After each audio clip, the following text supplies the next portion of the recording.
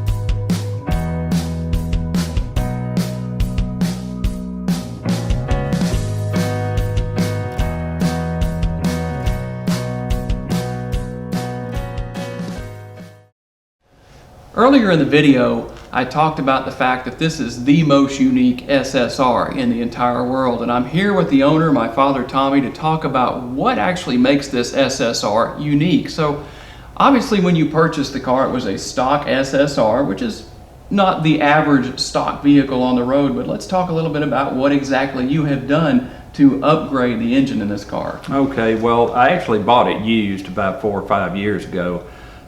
This particular car, they've only made them for 4 years. So you had the 2003 and the 2004 with a $50,000 price tag on them, and they only had the 350 in them.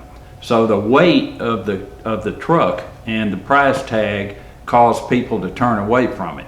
So in 05 and 06, which was the last 2 years that they made it, they decided to put the Corvette motor in it, the exact same motor, the LS2 that was in the Corvette Stingray.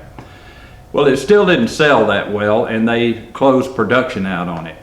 What makes this one a little bit unique is that it has the high-end package for the $50,000, actually $49,600 some change. But it came with the chrome rims, the LS2 Corvette motor, 400 horsepower automatic. It had the running boards on the side, which were paint matched to the car. The interior is paint matched to the exterior, Corvette colors again. And some other amenities, a lot of badging that went with the SSR. So all of the options that were available in 2005 and 2006 are on this particular model. I looked a couple of years for one and actually found it at a local used car dealer. I was actually going to buy a truck and I saw this and I ended up buying this. Then after I opened the hood and saw, you'd expect to see if it has an LS2 Corvette motor, you expect it to see with the overlap runner system and the large valve covers that say LS2 Corvette on them. Well, that's not what you get on these. What you get is a fairly ugly vertical mass that you couldn't even tell it was a Corvette. So it aggravated me to the point that I knew it was a LS2. So I called around and did a little checking. I called Detroit Chevrolet Performance in Detroit. Talked to a couple of the tech guys and told them I wanted it to look like a Corvette motor when you open the hood. And they said, well, we don't know if that's possible. So we all did a little bit of research, and these particular motors, like the Corvette motor, have the 4-inch bore, okay? So with the 4-inch bore, you can get rid of these, I think if they're low-end torque heads, the whole intake and everything's for low-end torque to get it moving because of the weight mass. It's actually built on a Trailblazer chassis. So the overall weight of the vehicle, everything included, is about 4,700 pounds. Now, a couple of years ago, I had a 2011 Grand Sport, weighs about 3,300 pounds. Pretty much the same motor, 436 horsepower, and everybody knows how those run. It had a lot of options on it. but this one had a little bit more, and I enjoyed driving it more. I wasn't scared to park it anywhere. I wasn't scared somebody might, scratch it or something. So I ended up selling the Corvette, taking the money from that and pouring it into this. What we found out with Detroit was that the brand new 427, the LS7 heads, will bolt right on to this block. So the block is a matching numbers block, but from the bare block up, or the short block up, you have 427 heads. You have a Z06 intake on it now. You can't do that with the 350 that was in it. So you can only do these modifications with the 05 and 06, the last 2 years. It has to be the LS2 motor. Now with the increase of the heads, the CC, the chambers and all, you basically gain some cubic inches, and but you lose a little bit of compression. You go from like 11.7 to about 11.2, which isn't all that bad. When I was running the roads and as a teenager, a lot of the high performance cars might have a 10-to-1 compression in them. So that in itself, being a short block, is a good thing. So anyway, after we got that figured out and made sure that it could fit, and it's a very tight fit to have all that in there, some other modifications had to be made. So if you just run out and buy a set of LS7 heads and a Z06 intake, you're not going to get where this is, because the other modifications had to do with the water pump, for instance, the belt drive system, and all of your electronics, all of your fuse boxes and everything are on the left or the driver's side of the motor. Well, the LS2 or the LS3 motor, the way it's made is the belt system and everything is to the other side, so there's no room to put the alternator in where it's supposed to be. So we had to make some modifications to those things. I won't tell you what all those were, because I don't want everybody running out trying to match this, because according to Detroit, there isn't another one like it. In fact, what they told me was they wanted me to send them pictures of it, and so I've got the build from the ground up, filmed it right here inside our shop. They said if GM had done what I did in the beginning, they'd still be selling these trucks. So it's good and it's bad. A $50,000 truck and you got a $50,000 Corvette sitting next to it, just because you have a Corvette motor in this, everybody started buying the Corvettes. They'd rather have the Corvettes. So having said that, I called Comp Cams, told them I didn't like the sound of the system and I really wanted a little bit of rumble to it.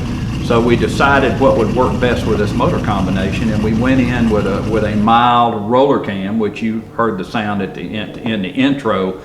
But they also told me that the 300-pound springs, the valve springs that come with the LS7, are too weak for the roller cam. So I had to buy a set of 360-pound springs, install those myself on it. But these heads do have the rectangular port and the oval port exhaust, so that's where your performance comes in.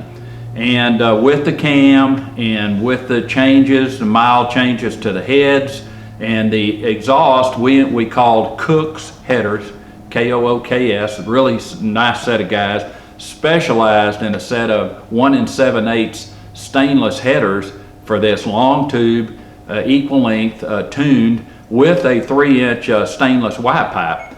And in getting that combination, I took a lot of heat out of it, because the stock system from GM had large catalytic converters on it, and they were actually very close. It's very compact, so they were very close to the power brake system, anti-locking brake system, and eventually the heat from the converters basically turned some of the solder points loose on the circuit board, and you start getting the codes, and it can affect your emergency stopping.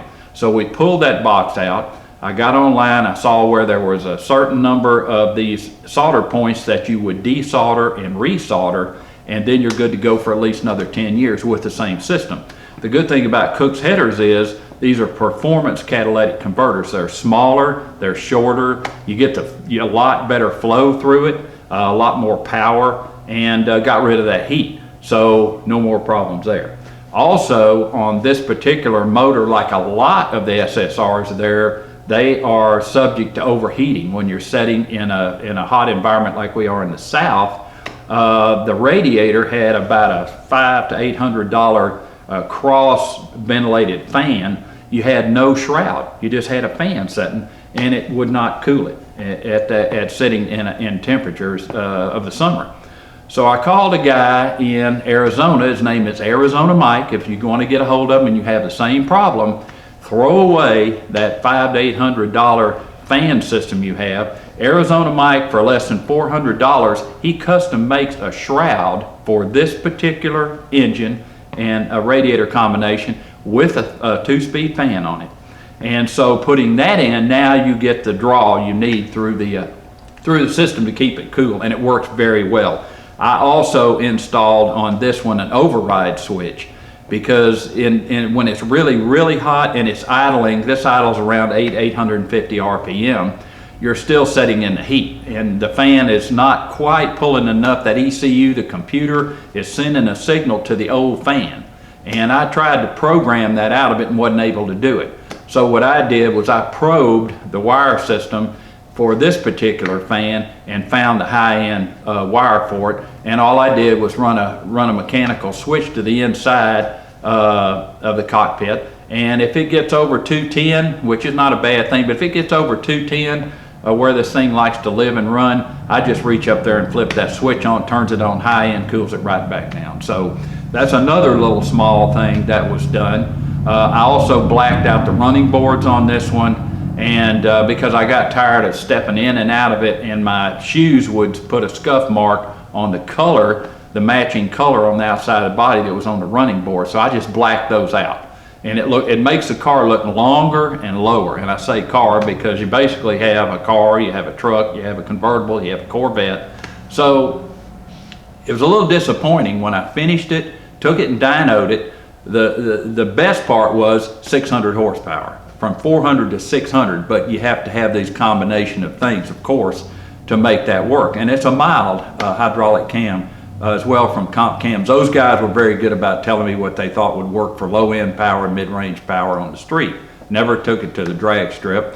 And so 600 horsepower, what I did was I took the Corvette I had and I backed into the weight versus the horsepower, okay? So you got 436 horsepower on a 3,300 pound Corvette, and then you have 400 horsepower on a 4,700 pound truck. So what I roughly needed to match the Corvette was 600 horsepower. So that's what I was shooting at, and that's what we got. I could have put a bigger lift cam in it, but I wanted to drive it. In fact, you and I drove it a couple of weeks ago for the first time over to Ennis, to the NHRA national event that was over there, and it drove like a Cadillac out on the highway. I was surprised how smooth it was. First time I had it out of town. And if you got ready to pass somebody, when you eased down on the throttle, it just pushed you back in the seat and you just went around the other traffic. So really like that part of it. All my driving's been in town. Still gets good gas mileage, all electronic fuel injection, of course. But the main thing is with this motor, when I took it to the first car show, they put me first with some trucks, then they moved me over to where the Corvettes were for the judging, and I have the hood up. The judges walk by and they look at it like that's exactly the way it came from the factory. That part was very disappointing to me because you could tell they didn't know what they were looking at. They had probably never judged an SSR before. So if you see an SSR and you open the hood on it, it doesn't look like a Corvette. This one looks like a Corvette. I probably put an extra 10,000 in it since I bought it used, but like I say, GM Performance said they're not aware of another one that's been done this way. You can't just go out and buy the heads and buy the intake, bolt them on. You're going to find out you run into a lot of problems. And the only reason I'm not divulging everything it took to do it, it took about a year to get this thing built the way it is. And just really don't want somebody else coming up with the same thing I have. I'm like most of you guys that are car nuts out there. You want something nobody else has. This is a sleeper. I've had a couple of Shelbys, believe it or not, try to jump me. Never had a Corvette do it. Had the Camaros and all. Once they see what this is, or if they're behind it and they hear it, they usually won't mess with it. But I think I probably pushed them off of trying to run just about any SSR if they don't know what they are, because they probably assume they're all like this. They all have this kind of horsepower. So, and that's a long story, I know, but it's a lot of work, and there's more than that to it, but that's the gist of it. pretty much just like every other SSR with the top end package, the $50,000 package. But when you open the hood on it, it looks so normal that you don't realize anything's been done to it. So. And what about the body? The body obviously makes it very unique from pretty much anything else out there on the road. Tell us a little bit about that. Well, this body style, GM decided they wanted to put old school out there with some horsepower.